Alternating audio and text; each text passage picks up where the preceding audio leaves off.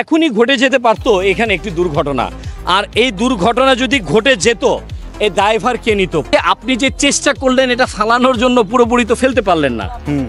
আরেকটা তো একেবারেই পড়লো না। আমি কি কথাটা মিথ্যা বললাম? না না ঠিক আছে আপনার কথা। যদি একটি দুর্ঘটনা ঘটে যেত?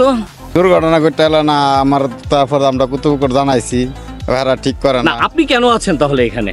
মানে এই অর্ধেক নামানোর জন্য আছেন? দাঁড়িয়ে দাঁড়িয়ে তাকিয়ে দেখবেন যে একটা পরে আর একটা পরে না, এই জন্য আছেন?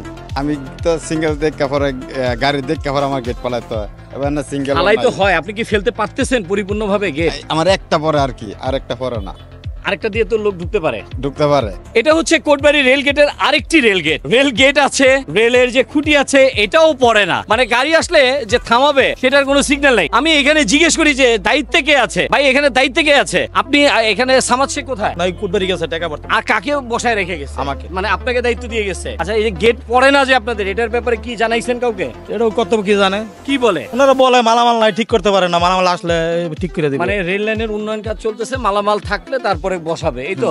এই ছাড়া আর কোনো বিষয় না। তো যে কোনো সময় দুর্ঘটনা ঘটে গেলে তখন তো আপনাদের উপরে দায় আসবে, পাবলিক আপনাদেরকে ধরবে প্রাথমিকভাবে। হ্যাঁ ঠিক আছে, সেই ক্ষেত্রে আপনারা মানে এটা কর্তব্য কি বলে লিখিতভাবে জানানো আছে এবং কি মৌখিকভাবে জানানো আছে, এটা কর্তব্য কি বলতে পারবে? অন্যান্য জায়গায় তো রেল গেট আছে বা বাস আছে, খুঁটি আছে, এই জায়গাটার মধ্যে সেটারও কোনো ব্যবস্থা নেই। এই যে দেখতে পাচ্ছেন এই লোকটি ম্যানুয়াল ভাবে বাঁশি দিয়ে সবাইকে ফেরাচ্ছে।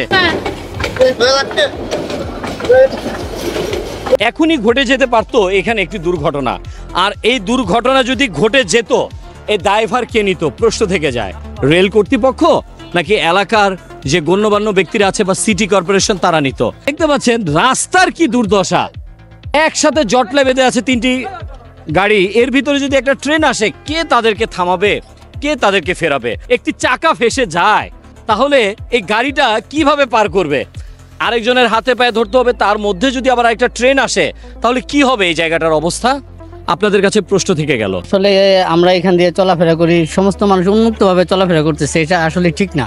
এই যে আমার বাচ্চাকে এখন মার্কেট থেকে নিয়ে আসলাম, যে কোনো সময় একটা অ্যাক্সিডেন্ট হতে পারে, যে কোনো সময় ট্রেন চলে আসে, মানুষ এখানে বসে কেনাকাটা করে, এখানে প্রায় সময় অ্যাক্সিডেন্ট হয়। তো এই জন্যই আমরা চাই যে এই জায়গায় একটা রেলগেট হোক, ঠিক আছে? মানুষজন চলাফেরা করে সচেতনভাবে, মানুষ যে চলাফেরা করে অচেতনভাবে চলাফেরা করে, সবারই আসলে উন্মুক্তভাবে চলাফেরা করতেছে, ট্রেন আসতেছে, কোনো লক্ষ্য নাই, কোনো গার্ড নেই এখানে। আমরা এখানে একটা নিরাপত্তার জন্য একটা গেট চাই। আমরা সবাই আমরা নিজের অর্থায়নে আমরা একজন মুরব্বীরে রাখছি, উনি অনেকদিন যাবত এখানে আছে পারাবারের জন্য বাঁশি দিয়া, বাঁশির মাধ্যমে মানুষকে আর কি সচেতন করতে পারছে। আর এর জন্য আমরা একটা এখানে রেল কর্তৃপক্ষ থেকে আমরা একটা আবেদন করি, এখানে জানি একটা নিরাপত্তার জন্য একটা জানি গেট দেওয়া হয়। আপনার মুখের কথা কি ট্রেন থামে এবং মুখের কথা কি মানুষ আপনার কথা শুনে? শুনে বে শুনে না, এটা এরকম আর কি। শুনলে কি হবে? শুনলে তো সে বেঁচে গেল। ট্রেনে তলে পড়বে, গেট একটা গেটও দরকার। গেট না হলে আবার গেট হইলে আমার সুবিধা হয়, সবার লাগে সুবিধা হয়, জনগণের লাগে সুবিধা। গেট হালাইলাম, মানুষ থাইমে গেল, ট্রেন গেল, গেট রাই দিলাম, সুন্দর পাবো হয়ে গেল। গেট না তাহলে তো আমারও পেরেশন, মানুষের পেরেশন। আমি তো বাসি ঠিকই দিতেছি, কিন্তু এরা এটা কইব না যে বাসি যাই দিছে।